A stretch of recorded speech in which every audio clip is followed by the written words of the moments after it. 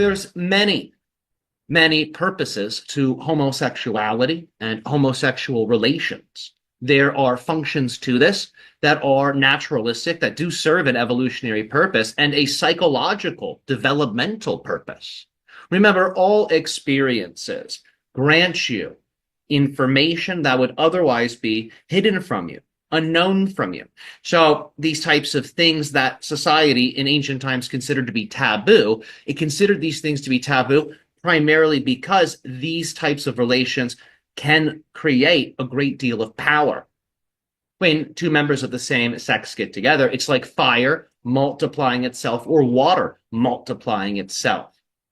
And that type of energizing effect between the two people is capable of then attracting a greater entity, a greater spirit that can balance that polarity. So in higher occult practices and higher mystery school practices, this knowledge was utilized, and there are many rituals that involve same-sex relations.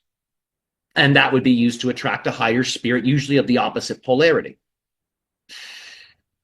This, of course, can make the couple and the individuals and the spirit involved incredibly powerful. So as a result, this was one of the reasons why homosexuality and homosexual relations were suppressed. However, this is just one reason. There are also reasons that are related to the growth and the expansion of peoples and of nations. As you know, in ancient times, you did not have many of the technologies that you have. So fertilization, pregnancy, all of these things, they could really only happen through men and women coming together in love and creating life. So the earth during these days, as it related to the human experience, was very tribal. Nations conquering nations, people conquering people.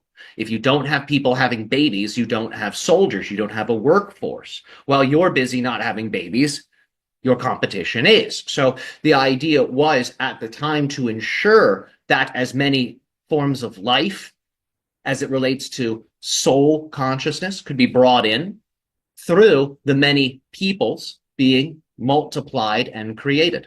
So this idea of be fruitful and multiply ultimately allowed for not just different populations and groups of humanity to grow and prosper, but it also allowed for many different diverse frequencies of soul consciousness, many diverse soul personalities and minds to be able to incarnate through all of those different bodies there. So it allowed for a great deal of diversity in a certain sense, but because of the strong national identity, a great deal of that diversity was not able to be explored or expressed right away.